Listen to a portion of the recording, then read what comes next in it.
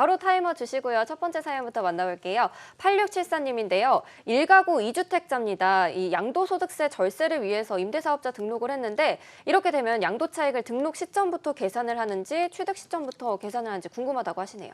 자, 2년 전에 그 주택임대사업자로 이제 등록을 하셨으면 이 작년 2018년 9월 13 대책 이후로는 지금 임대사업자에 대한 혜택이 많이 축소가 됐거든요. 근데 네. 그 전에 이제 등록을 하셨기 때문에 뭐 이제 종부세 합산 배제라든가 아니면 이제 중과세 제외, 그다음에 뭐 장기보호 특별공제는 이제 그 전이나 지금이나 똑같죠.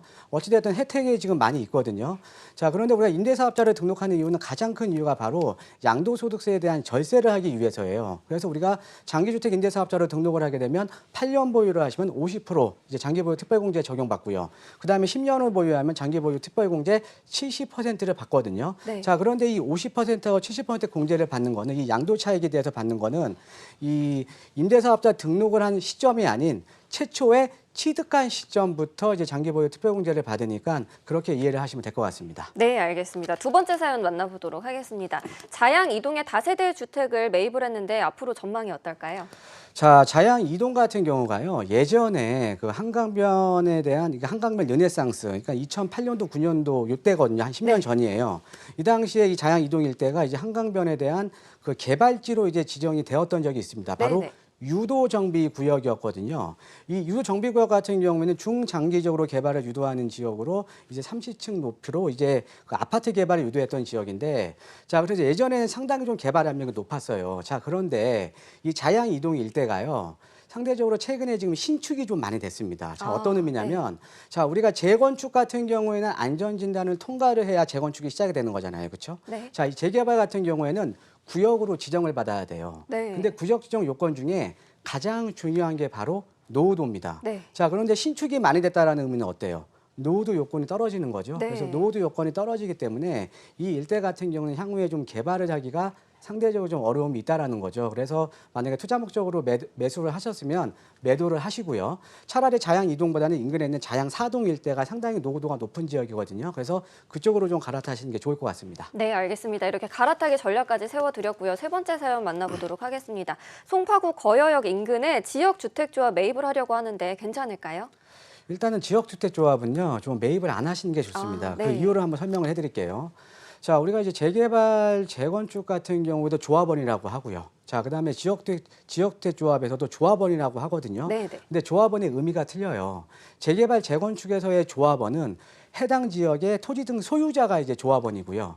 지역주택조합의 조합원은요, 투자자입니다. 그러니까 그 해당 사업의 투자자로 내가 이제 참여를 한다라는 거죠. 네. 자, 그런데 이 지역주택조합이 왜 근데 좀 어려움이 있냐면, 자, 재개발, 재건축을 통한, 그러니까 조합 설립 인가를 내기 위해서는 재개발, 재건축 지역에서도 75% 이상 동의를 받아야 재개발, 재건축 사업이 조합 설립 인가를 받거든요. 네. 자, 그런데 이런 지역주택조합 같은 경우에는 그 해당 지역에 소유자들도 아닌데 95% 이상 땅을 매입을 해야 사업이 진행이 되는 거예요. 자, 75% 이상 동의받아서 조합을 설립하기도 어려운데 95% 이상 땅을 매입해서 사업을 하기는 더 어렵겠죠. 네. 그래서 이런 지역주택조합 같은 경우는 시간이 오래 걸리는 게 대부분입니다. 그래서 일단 이 지역주택조합 같은 경우는 좀 투자를 좀 안 하시는 게 좋을 것 같습니다. 네, 이렇게 반대 의견 드리도록 하겠습니다. 다음 사연 만나볼게요.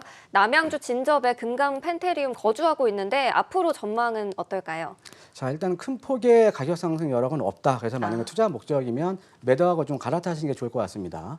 자, 서울 도심을 중심으로 해서 외곽의 택지를 이제 보면요, 이 택지의 이제 가격이 결정짓는 거는 도심 접근성이거든요. 네. 자, 도심 접근성인데 이 진접 같은 경우에는 서울 도심과의 접근성이 너무 떨어진다라는 거죠.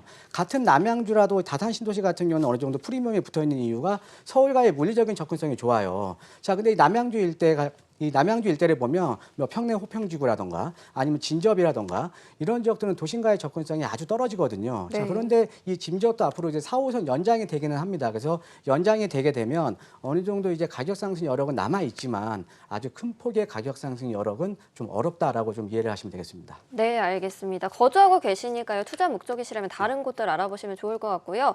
민간 택지 분양가 상한제를 한다고 말들이 많은데 도입이 가능한지 대표님 의견이 궁금하다고 하십니다. 예, 지금 시간적인 여유가 없으니까요. 좀 이게 좀 민감한 문제인데, 네. 자, 제가 봤을 때는 지금 민간 택지에 대한 분양가 상한제 도입할 것 같습니다. 예, 네. 그 이유를 좀 말씀을 해드리면, 자, 최근에 우리가 서울권 같은 경우가 지금 이 규제 지역, 고분양가 이제 관리 지역 같은 경우에는 허그에서 분양 보증 심사를 통해서 간접적인 분양가 상한을 했었거든요. 근데 최근에 이 분양 보증 심사 요건을 더 강화를 시켰어요. 그러니까 뭐냐면 분양가가 더 하락을 했다라는 거죠. 네. 그럼 분양가가 하락을 하게 되면서 일부 지역 같은 경우는 분양 보증이 필요 없는 후분양으로 지금 막 가고 있거든요. 네. 자, 근데 후분양으로 가게 되면 지금 규제 안에서는 후분양을 막을 수가 없습니다. 자, 근데 후분양으로 가게 되면은 분양가가 상당히 높겠죠. 근데 이 후분양을 막을 수 있는 이 제도 자체가 없는데 그 후분양을 막을 수 있는 거는 사실은 분양가 상한제밖에 없어요. 그래서 네. 이 후분양을 갔을 때 고분양을 관리하기 위한 규제 자체가 분양가 상한제밖에 없기 때문에 분양가 상한제는 도입될 가능성이 높다라고 좀 이해를 하시면 되겠습니다. 네, 이 문제에 있어서는 세미나에서 조금 더 자세하게 들어보시면 좋을 것 같고요. 마지막으로 가야 될 것 같습니다. 평택의 포승공단 원룸 투룸 건물 월세 목적으로 투자 어떨까요? 자, 일단 매수하시면 안 될 것 같습니다. 그 이유를 좀 설명을 해드리면 10초밖에 안 남았는데, 자, 일단은 외곽 지역 같은 경우는 땅이 많죠. 땅이 많으면 공급이 많은 겁니다. 공급이 많으면 가격이 오를 수가 없겠죠. 네. 그래서 이 평택 같은 경우는 매수를 안 하시는 게 좋을 것 같습니다.